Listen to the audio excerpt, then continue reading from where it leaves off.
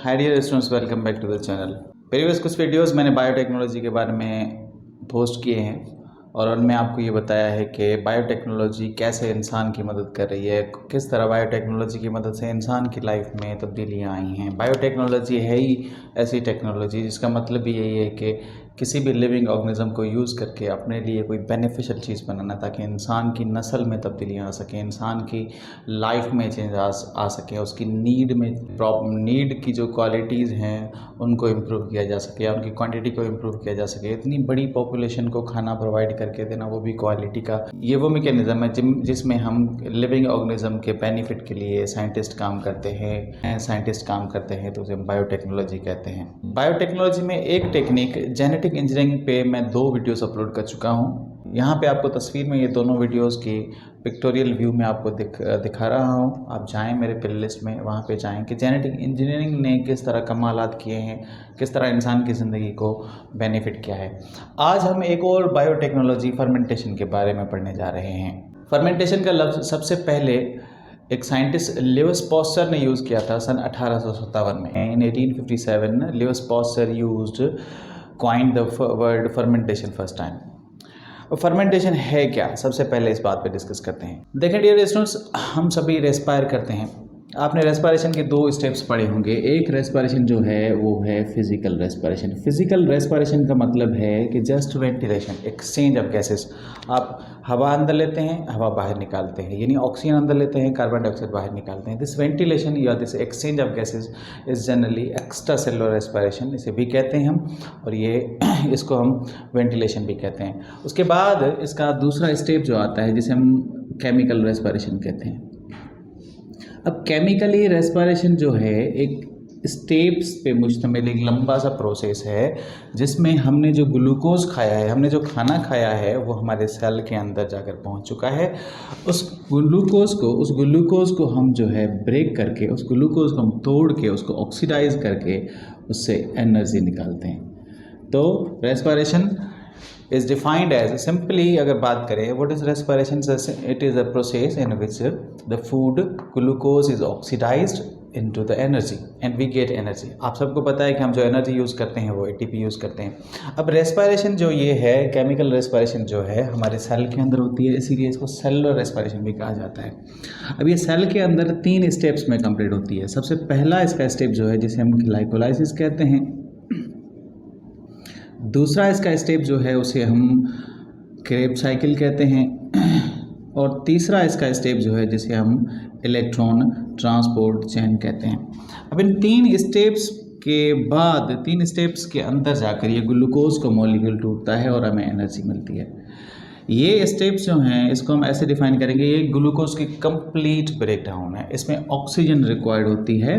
अब रेस्पायरेशन जो है उसमें ग्लूकोज को ऑक्सीडाइज 2 तरीक़ों से किया जाता है। रेस्पायरेशन में ग्लूकोज को ऑक्सीडाइज करना या ब्रेक करना 2 तरीक़ों से किया जाता है। एक, अगर ग्लूकोज को ऑक्सीजन की मौजूदगी में तोड़ा जाए और आपको एनर्जी मिले तो उसे आप कहेंगे aerobic respiration. What is aerobic respiration? It's a process in which glucose is catalysed, is broken in presence of oxygen and we get energy. अगर इस ग्लूकोज को ऑक्सीजन की गैर मौजूदगी में तोड़ा जाए और इसे ATP मिले, एनर्जी मिले, तो आप इसे कहेंगे anaerobic respiration. What is difference between aerobic and anaerobic respiration? Aerobic respiration is defined as respiration in which oxygen is present, glucose is oxidized in presence of oxygen, while in anaerobic respiration there is no oxygen। अब यहाँ पे note this point कि ये जो पहला step है aerobic respiration में, इसमें ऑक्सीजन की कोई ज़रूरत नहीं होती। ऑक्सीजन जो है इन 2 प्रोसेस में यूज़ होती है। तो ग्लूकोज को ऑक्सीडाइज करने के लिए एरोबिक रेस्पिरेशन और एनाएरोबिक रेस्पिरेशन में, दोनों में पहला स्टेप जो होता है वो ग्लाइकोलाइसिस होता है। दोनों में पहला स्टेप जो है वो ग्लाइकोलाइसिस है। उसके बाद अगर ऑक्सीजन अवेलेबल है तो फिर एरोबिक रेस्पिरेशन इसे हम कहते हैं। अगर ऑक्सीजन नहीं है तो फिर जो है ग्लाइकोलाइसिस के बाद ये स्टेप ख़त्म हो जाएंगे। यहाँ तक ये दोनों स्टेप जो है एनाएरोबिक रेस्पिरेशन में नहीं होते। ये आप यहाँ तक आप क्लियर हो चुके होंगे। अब आते हैं ग्लाइकोलाइसिस पे। ग्लाइकोलाइसिस वर्ड से आपको क्लियर दिख रहा है कि ग्लाइकोल का मतलब है ग्लूकोज और लाइसिस का मतलब है ब्रेक डाउन। तो break down of a glucose molecule into pyruvic acid, this is called glycolysis. इसमें ग्लूकोज जो है आप सबको पता है कि 6 कार्बन का मॉलिक्यूल है, इसको तोड़ा जाता है 3 कार्बन के दो मॉलिक्यूल्स के अंदर, यानी कन्वर्जन ऑफ ग्लूकोज या breaking of glucose into 2 pyruvic acid is called glycolysis. Fermentation क्या है?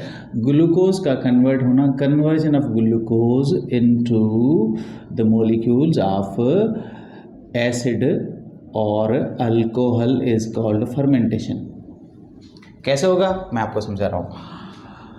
ग्लूकोज के मॉलिक्यूल को ग्लाइकोलाइसिस में पायरुविक एसिड में कन्वर्ट करने के बाद इसी पायरुविक एसिड को या तो फिर एसिड में कन्वर्ट किया जाता है या तो फिर इसको जो है वो अल्कोहल में कन्वर्ट किया जाता है।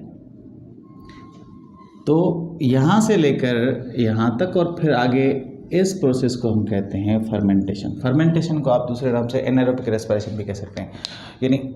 यानी ग्लूकोज का कन्वर्ट होना इनटू एसिड और अल्कोहल इज कॉल्ड फर्मेंटेशन। अगर आपका ग्लूकोज पायरुविक एसिड में कन्वर्ट होने के बाद वो कन्वर्ट हो रहा है किसी एसिड के अंदर, तो आप उसे कहेंगे एसिडिक फर्मेंटेशन।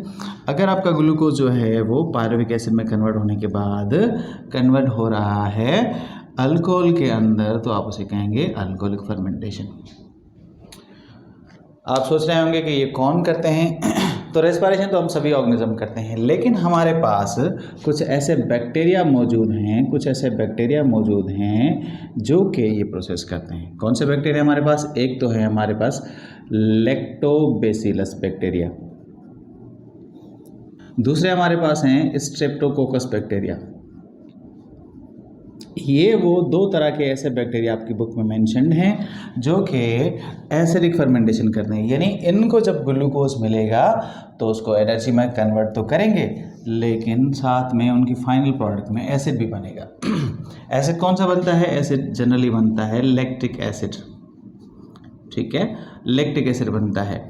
तो ग्लूकोज 6 कार्बन पे मुश्तमिल होता है, वो 3 कार्बन के मॉलिक्यूल में कन्वर्ट होता है, और लैक्टिक एसिड भी जो है 3 कार्बन का कंपाउंड ही है, C3H5O3। ये लैक्टिक एसिड का केमिकल फॉर्मूला है। तो एसिड में कन्वर्ट हो गया आपका ग्लूकोज, यानी बैक्टीरिया को जब भी ग्लूकोज मिलेगा तो वो एसिड में कन्वर्ट करेंगे। This is called acidic fermentation. हमारे पास एक और ऑर्गेनिज्म मौजूद है, एक टाइप की यूनिसेलुलर फंजाई मौजूद है जिसे आप कहते हैं यीस्ट। ये एक माइक्रोस्कोपिक ऑर्गेनिज्म है। इसका साइंटिफिक नाम जो है वो आपके सामने मैंने लिखा हुआ है, सब पहले से ही लिखा हुआ है, स्कैरोमाइसिस सर्वेसी, SEA, सेक्रोमाइसिस। इसको स्कैरोमाइसिस भी पढ़ा जाता है। तो यीस्ट का जो साइंटिफिक नाम है, the scientific name of yeast is Saccharomyces cerevisiae. यानी यीस्ट वो ऑर्गेनिज्म है, इसको जब ग्लूकोज मिलता है तो वो पहले जब रेस्पायर करता है या ग्लूकोज के अंदर से एनर्जी निकाला होता है तो पहले ग्लूकोज को 6 कार्बन को 3 कार्बन के पायरुवेट में कन्वर्ट करता है, फिर इसको अल्कोहल में कन्वर्ट करता है। अल्कोहल जो मिलती है वो मिलती है हमें इथेनॉल। इसका केमिकल फार्मूला है C2H5OH। अच्छा, अब यहाँ पे नोटेबल पॉइंट ये है कि ये 6 कार्बन का कंपाउंड है, ये 3 कार्बन का कंपाउंड है, ये 2 कार्बन का कंपाउंड है, यानी 1 कार्बन यहाँ पे कार्बन डाइऑक्साइड भी निकलेगी। ठीक है, 2 कार्बन ये हैं क्योंकि ये 3 कार्बन का कंपाउंड था, तो यहाँ पे हमें अल्कोहल मिला जो कि 2 कार्बन पे मुश्तमिल कंपाउंड है, और हमें 1 कार्बन डाइऑक्साइड भी मिलती है। तो एल्कोहलिक फर्मेंटेशन में हमें अल्कोहल तो मिलता है, इथेनॉल तो मिलता है, लेकिन उसके साथ कार्बन डाइऑक्साइड भी मिलती है। This is defined as fermentation, the process in which glucose is converted into products like acid and alcohol is called fermentation। और ये fermentation जो है बैक्टीरियाज करते हैं, बैक्टीरियाज प्लूरल नहीं है, बैक्टीरिया ही खुद प्लूरल है, इसका सिंगुलर जो होगा वो बैक्टीरियम होगा। बैक्टीरिया करते हैं, जैसे लैक्टोबैसिलस या स्ट्रेप्टोकोकस बैक्टीरिया ग्लूकोज को एसिड में कन्वर्ट करते हैं और हमें एसिड प्रोवाइड करके देते हैं, या फिर हम आर्टिफिशियली करवाते हैं। क्योंकि बायोटेक्नोलॉजी का मतलब क्या है? बायोटेक्नोलॉजी का मतलब है use of an organism and we obtain some beneficial products. तो बायोटेक्नोलॉजी में हम किसी ऑर्गेनिज्म को यूज़ करते हैं या फिर वो करते हैं नेचुरली, उसमें हमने बैक्टीरिया को यूज़ किया है और यीस्ट को यूज़ किया है ताकि हमें लैक्टिक एसिड मिले और हमें ये अल्कोहल मिले। अब लैक्टिक एसिड और इथेनॉल का हमारी लाइफ में यूज़ क्या है, ये बहुत ही इम्पोर्टेंट पॉइंट है कि इस फर्मेंटेशन का जो प्रोसेस होता है उसमें हमें जो प्रोडक्ट्स मिलती हैं उसका हमारी लाइफ में यूज़ क्या है। थोड़ा सा हिस्ट्री में पीछे जाते हैं। आप सबको पता है कि ज़माने में भी दूध को जमाया जाता था, डेयरी प्रोडक्ट्स ऑब्टेन की जाती थी, तब लोगों को ये नहीं पता था कि हम क्या कर रहे हैं। बाद में जब 1857 में लियोस पॉस्टर ने पहली मरतबा ये बताया कि ये एक केमिकल प्रोसेस है जिसमें माइक्रोब्स यूज़ होते हैं। जब हम दूध को जो है वो कडल करते हैं तो इसमें माइक्रोब्स यूज़ होते हैं। तो इस तरह उन्होंने फर्मेंटेशन का वर्ड इस्तेमाल किया था। अब आजकल जो है हमको जमाने के लिए उसको लैक्टिक एसिड में कन्वर्ट करने के लिए माइक्रोब का यूज़ करते हैं ताकि वो जो हैं उसको दही में कन्वर्ट करें। या फिर जब हम इस